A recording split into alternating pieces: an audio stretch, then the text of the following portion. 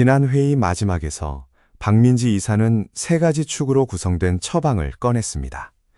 역사의 이해, 역량의 축적, 그리고 구조의 설계. 이준호 회장과 강수진 여사는 그 자리에서 결단했고, 이서연은 다시 가족 식탁에 앉았습니다. 이번 편은 그 결단 이후의 6개월을 따라갑니다.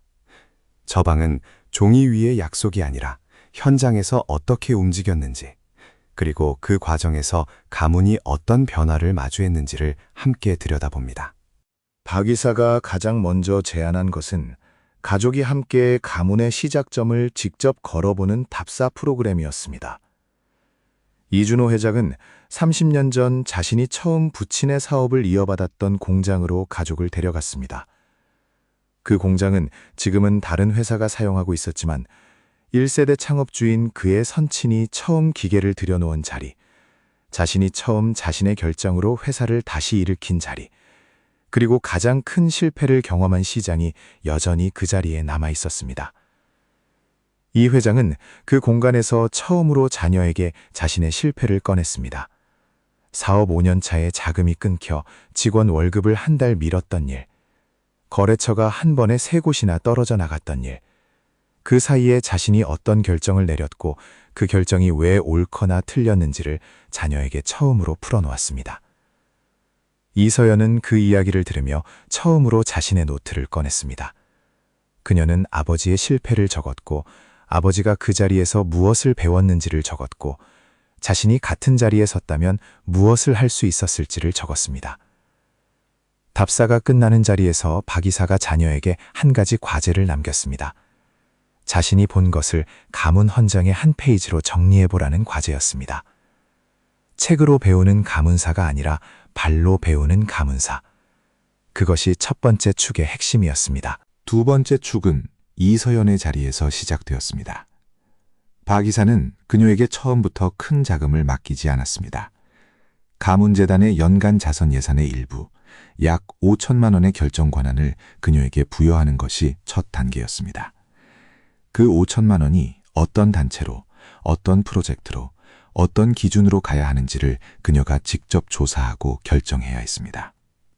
이서연은 그 과제를 자신의 첫 일로 받아들였습니다.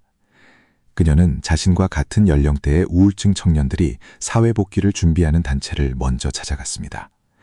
자신의 경험이 다른 사람의 회복에 닿을 수 있는 자리가 어디인지를 그녀가 직접 발로 확인하는 시간이었습니다. 3개월이 지난 시점에 그녀는 첫 보고서를 가문회의에 제출했습니다. 보고서의 표지에는 자선단체 이름이 아니라 한 문장이 적혀 있었습니다. 가문이 돈을 어디에 쓸지 결정하는 것이 아니라 가문이 어떤 사람을 함께 일으키려고 하는지를 결정하는 것이라는 문장이었습니다.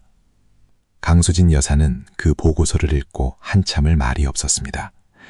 그녀가 평생 해온 자선활동의 정신이 처음으로 다음 세대의 언어로 다시 쓰여진 자리였습니다. 세 번째 축은 시스템 그 자체였습니다. 박 이사는 가문 헌장 작성을 제안했습니다. 가문이 무엇을 소중히 여기는지, 어떤 방식으로 부를 사용할 것인지, 갈등이 생겼을 때 어떤 원칙으로 결정할 것인지를 문서로 정리하는 작업이었습니다. 법적 구속력을 가진 유언장이나 신탁계약과는 다른 가문 구성은 모두가 자발적으로 동의한 약속의 언어였습니다. 이 회장 가문의 헌장은 5페이지였습니다. 그 헌장의 첫 페이지는 선친의 한마디로 시작되었습니다. 기업은 돈이 목표가 아니라 수단이며 진정한 목표는 사람이고 가문이라는 그 한마디였습니다. 그리고 다음 페이지부터는 그 한마디가 이 가문에서 어떻게 작동해야 하는지를 항목별로 정리했습니다. 동시에 박 이사는 외부 전문가로 구성된 자문위원회를 상설로 구성했습니다. 세무, 법무, 자산운용, 그리고 심리상담을 포함한 4영역의 전문가들이 가문의 분기별 회의에 참여하기 시작했습니다. 분쟁이 생기기 전에 분쟁 조정 절차가 명문화되었고 가문위원회는 다수결이 아니라 합의를 원칙으로 운영되었습니다. 사람이 떠나도 구조가 남도록 설계된 시스템, 그것이 세 번째 축의 결실이었습니다. 6개월이 지난 어느 날 저녁, 가족은 다시 한 식탁에 마주 앉았습니다. 식탁의 풍경은 6개월 전과 달랐습니다. 이서열의 자리는 비어있지 않았고 이 회장은 자신의 결정을 일방적으로 꺼내지 않았으며 강수진 여사는 자신의 의견을 가장 먼저 꺼내는 사람 가운데 한 명이었습니다. 이 회장은 그날 밤 책상 서랍에서 3개의 봉투를 꺼냈습니다. 그가 6개월 전부터 천천히 준비해온 것이었습니다. 봉투 안에는 3개의 질문이 적혀 있었습니다. 그 질문은 자녀에게 답을 요구하는 것이 아니라 자녀가 자신에게 던져야 할 질문이었습니다. 다음 회 그 3봉투가 가족 식탁 위에 놓이는 자리를 함께 들여다봅니다. 가문의 진짜 승계는 자산이 이전되는 자리가 아니라 질문이 전달되는 자리에서 시작되는 것입니다. 구독하시고 다음 영상도 놓치지 마세요.